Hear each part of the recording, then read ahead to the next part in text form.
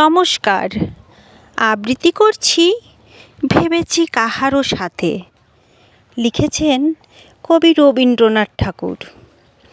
ভেবেছি কাহারও সাথে মিশিব না আর, কারো কাছে বর্ষিব না অশ্রুবারিধার।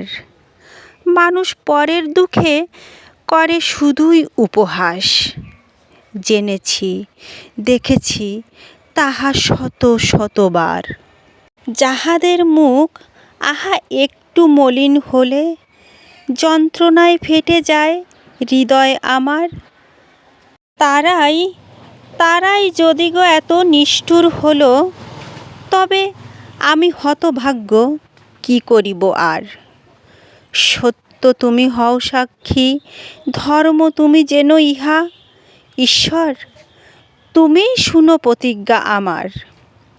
যার তরে কেঁদে মরি সেই যদি উপহাসে, তবে মানুষের সাথে মিশিব না আর।